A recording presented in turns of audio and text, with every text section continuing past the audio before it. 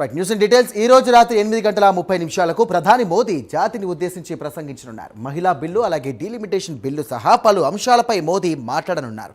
ఇక లోక్సభలో మహిళా రిజర్వేషన్ బిల్లుకు సంబంధించినటువంటి రాజ్యాంగ సవరణ బిల్లు వీగిపోయిన తర్వాత తొలిసారి మోదీ ప్రసంగించనున్నారు.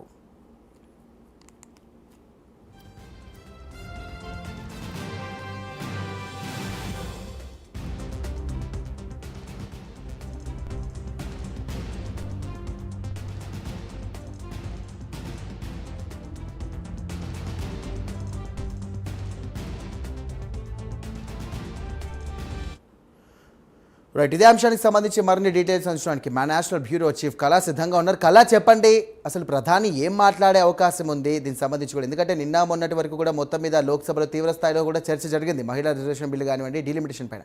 సో వీగిపోయిన సందర్భంగానే ప్రజలను ఉద్దేశించి మోదీ మాట్లాడుతున్నారా అనే సంకేతాలు కూడా బయట వినిపిస్తున్నాయి. ఇది ఏ విధంగా చూడొచ్చు? అసలు ఏంటి జరుగుతోంది ఏంటి?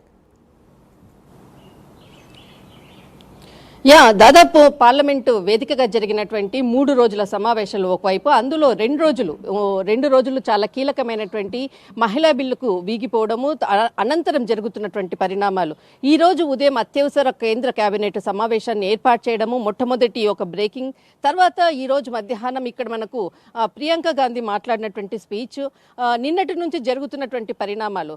కేంద్ర కేబినెట్ సమావేశం జరిగిన తర్వాత కూడా ఆ సమావేశంలో కూడా చాలా ప్రధాని నరేంద్ర మోడీ కొంత అంటే అక్కడ ప్రధానంగా జరిగినటువంటి చర్చల్లో కూడా నిన్న జరిగినటువంటి సంఘటనలపై కూడా చాలా అంటే ఇక్కడ జరిగినటువంటి సంఘటనలు, నిన్న తృణమూల్ కాంగ్రెస్ సంబంధించినటువంటి వాళ్ళు డాన్సులు చేసినటువంటి వీడియోలు, విజువల్స్, ఇదంతా కూడా మొత్తం అంతా కూడా చర్చకు వచ్చినటువంటి సందర్భము.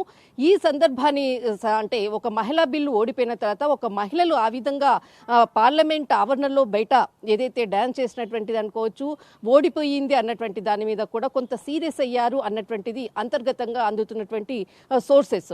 మరొకటి, ఈ రోజు రాత్రి 8:30 జాతిని ఉద్దేశించి మాట్లాడుతున్నారు అన్నటువంటిది ఒక బిగ్ బ్రేకింగ్ ప్రధాని నరేంద్ర మోడీ. దాదాపు మనము అంటే గతంలో 2016 నుంచి ఇప్పటి వరకు కూడా చాలా కీలకమైనటువంటి సమయంలోనే జాతిని ఉద్దేశించి మాట్లాడినటువంటి సందర్భాలు ఉన్నాయి మనకు. ఒకటి, కరోనా సమయంలో దాదాపు ఏకదాటిగా 4 సార్లు మాట్లాడడం జరిగింది. దాదాపు 2016 నుంచి మనకు అంటే నోట్ల రద్దు ఏదైతే జరిగినటువంటి రోజుల్లో కూడా, ఆ రోజు కూడా రాత్రి జరిగినటువంటి కీలకంగా జాతిని ఉద్దేశించి మాట్లాడినటువంటి రోజు అని చెప్పవచ్చు, November 8, 2016. తర్వాత అప్పుడు మాట్లాడిన తర్వాత మళ్ళీ మనకు 2019 August 8గా ఏదైతే ఉందో 370 ఆర్టికల్ జమ్మూ కాశ్మీర్కి సంబంధించినటువంటిది, ఆర్టికల్కి సంబంధించినటువంటి రద్దు అనంతరం జాతిని ఉద్దేశించి మాట్లాడినటువంటి సందర్భము.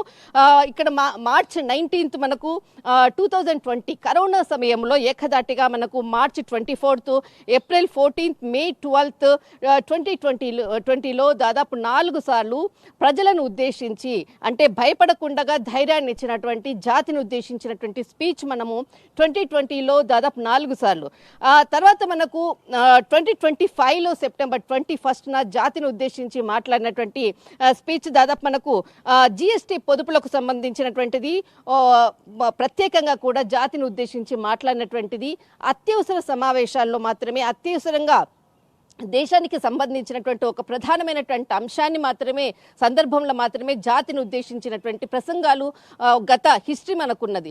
అందులో భాగంగానే ఈరోజు అంటే లాస్ట్ మనకు 2025లో జిఎస్టీకి జరిగినటువంటి జాతిని ఉద్దేశించిన ప్రసంగం తర్వాతనే ఈరోజు మరొకసారి రాత్రి 8:30 ప్రధానంగా అటు ఏదైతే మహిళా బిల్లు వీగిపోయినటువంటి సందర్భము, లిమిటేషన్కి సంబంధించినటువంటి ఏదైతే సందర్భం అనుకోవచ్చు, ఈ మొత్తం అంతా ఓవరాల్గా జరుగుతున్నటువంటి పరిణామాల క్రమములో మాత్రము ఈ రోజు జాతిని ఉద్దేశించి జరిగేటటువంటి ప్రసంగం కూడా చాలా కీలకము. అందరూ కూడా ఉత్కంఠతో ఎదురు చూస్తున్నారు.